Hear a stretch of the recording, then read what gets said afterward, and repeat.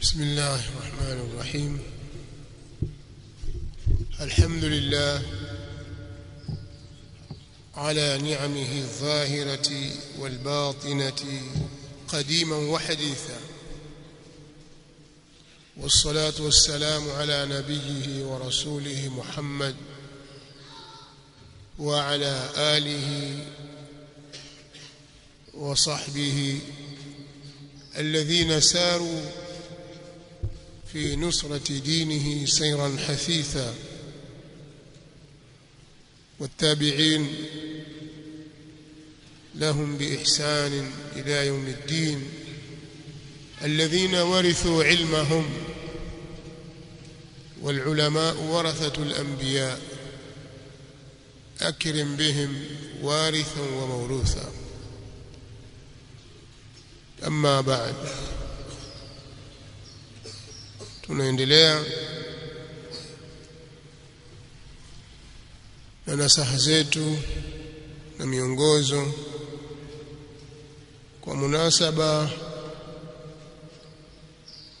wa kufikia mwisho wa mwaka wetu wa masomo wa 1445 1446 hijiria.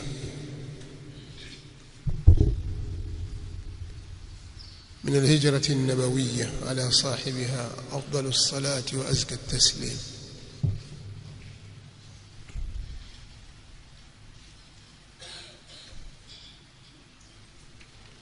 kama tulivyoeleza katika mazungumzo yetu ya jana, ni kwamba utafutaji wa ilmu haukufungwa na wakati maalum kiasi ambacho akawa talibul ilmi ameboteka baada ya kuambiwa kuwa sasa tuko katika ijaza au tuko kwenye likizo.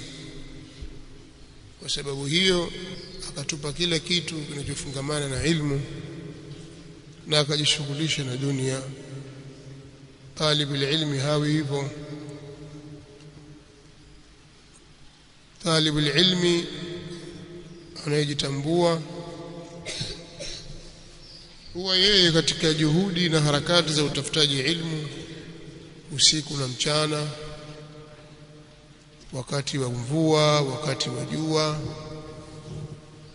katika umri wake wote, min al-mahdi ila al-lahd, wakati wa kutafuta ilmu. Kwa hiyo niliyasema kwa kutoa tambii na uzindushi kwa wanafunzi wenye fikra hizo, kiasi ambacho sasa mtu anarudi nyumbani hajishughulishi na jambo lolote linalofungamana na ilmu, sio hifdhi, sio murajaa, si chochote katika ilmu. Hili jambo si sawa. Kuna baadhi ya watu kwa maskuli wanaposoma, akishasoma akimaliza masomo yake mathalan ya msingi darasa la 7, kishafanya mtihani, yote anayatupa, yote kwa ujumla wake. Akiingia elimu ya sekondari aanza upya, na kila mwaka una mambo yake. Kwa hiyo akifika mwaka wa 3 ukimuuliza mambo ya mwaka wa kwanza anaweza sijui chochote, yote kayatupa. Au ukimuuliza mambo ya darasa la 6, darasa la 7 aliyosoma primary, pengine sijui chochote, kwamba mambo primary hayo kashayatupa, bila wachache labda pengine wana kumbukumbu nzuri. Hivyo hivyo kila anapozidi kusogea mbele ndivyo anapozidi kuyatupa yale ya nyuma, ila machache tu, yale mengine yote hayana maana. Sasa katika elimu ya dini hilo jambo halipo kabisa,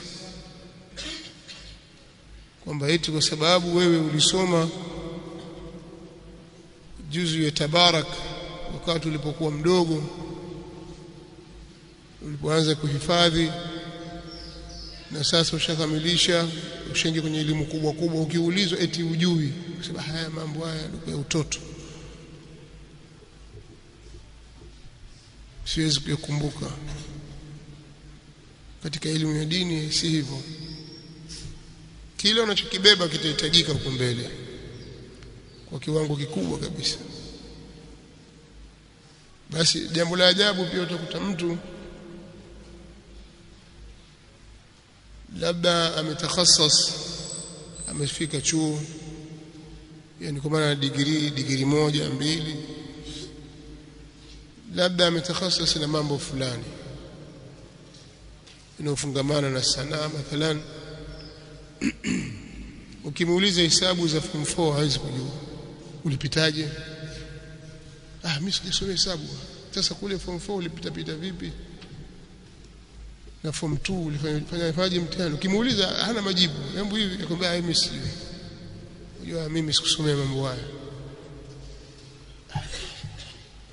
Sasa shangaa, sasa hii ni elimu ya vipi? Sasa kwenye dini kama unataka kufananisha hivyo mambo hayo na mambo ya dini umefeli. Sura zote unazozijua wewe kwenye Qur'ani zinahitajika kutoka hapo ulipo mpaka wafa, maadamu katika maisha ya utafutaji wa ilmu. Hadithi zote, kwa sababu hakuna hadithi za uongo za kupanga kwamba tutasoma hadithi za kupanga na hiki na hiki, kwa hiyo itafika wakati hizi story za kupanga itakuwa hazihitajiki tena. La, zote hizo zitahitajika.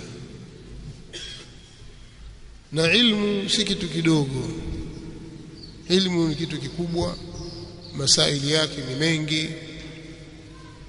inahitaji kudhibitiwa kidogo kidogo,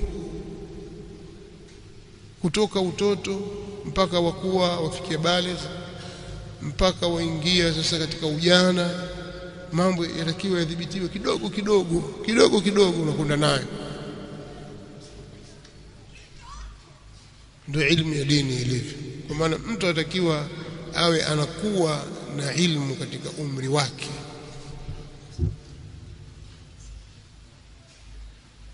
Ukija ukiikatizia mbele ilmu itakusumbua sana. Ukigusa huku wanakupita huku, umezungukwa na huku ya kupita, ule muunganiko wake hutaupata vizuri ila kwa tabu, illa wachache ambao Allah subhanahu wa ta'ala an'amahumullah biquwwati alfahmi wadhaka wa quwwati alhifdhi wadhakira.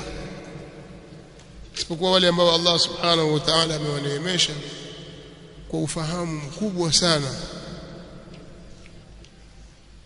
na hifdhi kubwa. Lakini kawaida hasa ilmu kiikatizia kwa mbele itakupiga chenga. Na kuna mambo katika elimu hutakiwi wewe kuwa mjinga katika mambo haya. Kwa mfano ukasema bwana mimi nimebobea sana, au fulani kabobea sana katika sira, as-siratu an-nabawiyya, anajua vizuri lakini bwana hajui Qur'an, haiwezekani. Au hajui hadithi, haiwezekani. Hawezi kuwa alimu huyo, hawezi kuwa dai muslih. Au ajua sana hadithi lakini Qur'ani hajui, au ajua sana Qur'ani hadithi hajui, bado haiwezekani. Sasa kwa upana huo mnaouona wa ilmu, basi upana wake uko mkubwa zaidi kuliko hivyo unavyoona wewe. Kile unavyokuwa kiilmu ndivyo unavyoona ule upana wake, yani ndivyo unavyokuwa na macho ya kuona ukubwa wa ilmu. Kila unavyoona kwamba watoa wakati wewe, huo wakati unaotoa bado unataka zaidi. ومن يعرف المطلوب يحقر ما بذل. al-Imam Ibn al-Wardi rahimahullah ta'ala asema neno haya. Yule anayejua anachokitafuta, kile kinachotafutwa ukishakijua utadharau kile ulichokitoa katika umri wako na wakati, mali, juhudi, si kitu. Lakini mpaka ujue kile unachokitafuta ni kitu gani kwa ukubwa wake. Sasa msilichukulie jambo la utafutaji wa ilmu kuwa ni jambo sahali. Ukapoteza miezi mitatu yako yote kwa sababu tu kuijaza zile juzuu 5 ulizozihifadhi ndani ya miezi mitatu zinafutika zote. Juzuu 10, 20 zote zafutika kwa sababu ukikaa miezi mitatu hujafanya murajaa wa Qur'an, zote zinatoka, hazitakaa. Na Qur'an ndio kitu chepesi zaidi. Wala qad yassarna al-Qur'ana lidhikr fahal min muddakir. Sasa hivyo vingine hivyo ukivipuuza, kipuuza leo kesho akipo. Nasema maneno haya kuwakumbusha na kuwatanabaisha kwamba pamoja na kwamba maahidi yetu hii itafungwa kwa maana tutakuwa tuko ijaza, tuko likizo, lakini hilo halitamfanya talib ilmu anayejitambua mwenye malengo ya kusonga mbele katika ilmu kupuuza ilmu, akaacha mambo ya ilmu, hafanyi murajaa, hafanyi mudhakara, haifadhi, hana ratiba ya kueleweka. Hapana, talib ilmu anajitambua hawi hivyo. Ndio maana jana nikasema katika kuna umuhimu wa mwanafunzi talib ilmu anayejitambua. Kama mtakumbuka pia tulipofungua mwanzo kabisa nilizungumzia swala la kujitambua. Mwanzo kabisa tutafungua mwaka wa masomo, katika maudhui yangu nilizungumza masuala ya nizungumzia swala la kujitambua talib ilmu. Sasa huyu talib ilmu anayejitambua huyu siku zote anakuwa ana ratiba, ana jadwali yake ambayo ni jadwali inayomuelekeza katika kujikuza kiilmu na anaiheshimu. Hakuna kitu kikubwa kama kuheshimu mpango wako uliojiwekea.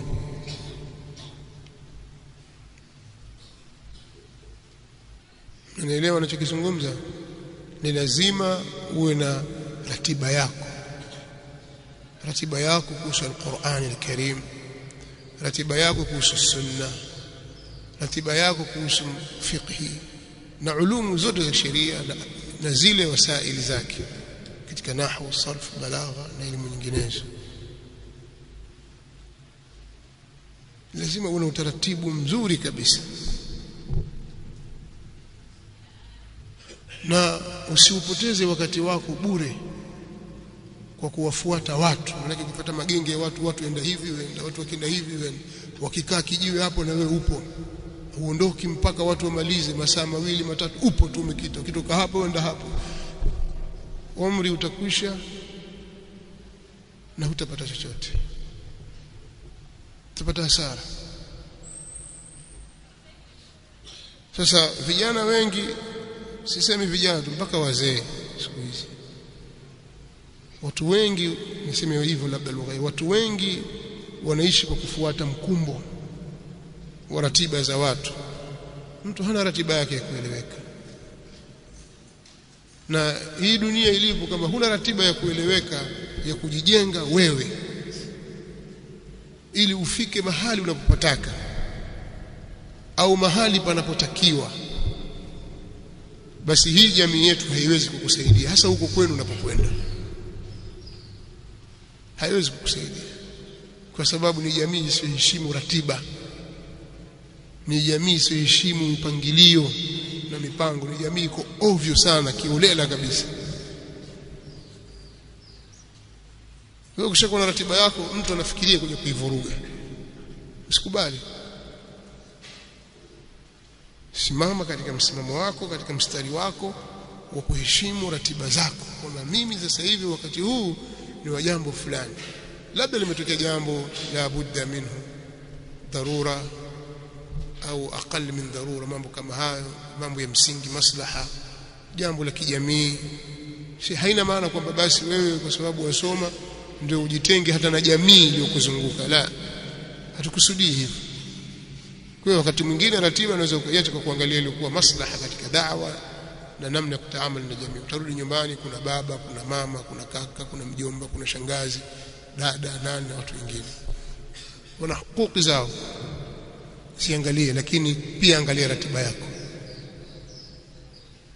Na mtu aijue ratiba yako. Asitatafali kwako. Akuchukue tu twende zetu hivi. Wapi? Twende tu hivi. Au kuita tu bwana, tukae bwana, tuzungumze bwana. Mazungumzo gani? Basi tudomokaya tu. Upuzi, tuporojo tu. Usikubali. Kuipanga ratiba yako vizuri, itumie vizuri. Lakini sisi katika mahadi yetu hii tunawalea wanafunzi pamoja na ilmu na tarbia.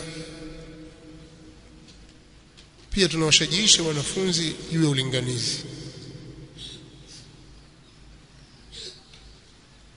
kwa sababu tunajua kwamba jamii iliyotuzunguka inahitaji kuyajua yale tunayojua sisi, kusomeshwa yale tunayosoma sisi.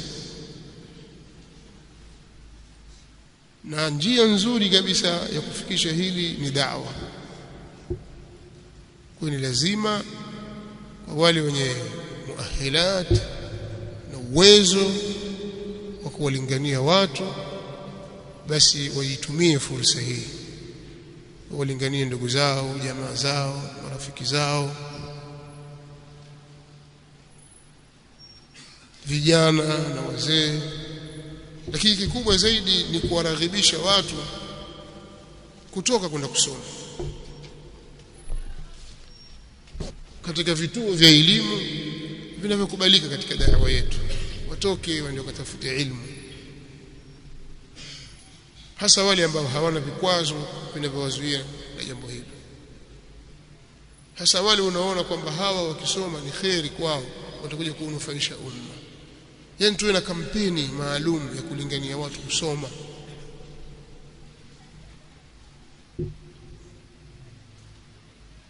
Wetu tukafanye da'wa. Na kila mtu, kama nilivyoeleza kwenye mazungumzo yangu ya jana, kila mtu asimame pale alipofikia. Usitake kuzungumza vitu vilivyo nje ya uwezo wako. Haya nimeshazungumza jana, sina haja ya kukariri. Lakini lazima tujitolee katika jambo la da'wa, tujitolee kwa kiasi kikubwa, kwa mali zetu na nafsi zetu. Kwa hilo tutapata ujira, tupata sharafu mbele ya Allah subhanahu wa ta'ala. Tujitolee katika kuwalingania watu, na hasa wale wenye uwezo wa kulingania. Tujitolee kwa wakati wetu, tujitolee kwa kila kitu chetu. Na hivyo ndivyo da'wa ilivyo katika namna hiyo. Kwa maana kwamba hata hapo mahali ulipokwenda, kama hakuna maslahi, waona kwamba hawa watu hapa msikitini au hapa mtaani hawana mtu wa kuwasomesha dini, hawajui kusoma Qur'ani, hawajui kuswali, na mahitaji yao ni makubwa sana. Hawa ni ndugu zangu, jamaa zangu, marafiki zangu, na wako tayari kusoma. Nikiwaambia watakubali. Usiwaache watu hawa eti kwa sababu kuna mahali fulani ukienda huku utalipwa mshahara. Hawa wenye uwezo wa kulipa mshahara wataleta mwalimu. Hawa watasaidiwa na nani? Kwa lazima ujitolee wewe.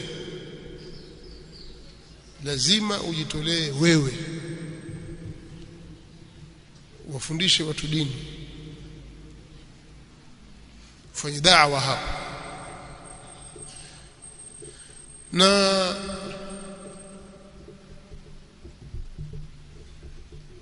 tanguliza zaidi al-ikhlas. Kama ulivyokuwa na ikhlas katika kusoma, basi ikhlas inahitajika katika kusomesha na kulingania. Tahadhari katika da'wa yako kuwa na lengo jingine lisilokuwa Allah subhanahu wa ta'ala. Tahadhari, utafanikiwa. Kafanye kazi nyingine. Ikiwa hilo huliwezi, kafanye kazi nyingine. Tafuta kazi ufanye. Hii huiwezi. Kazi ya da'wa inahitaji al-ikhlas.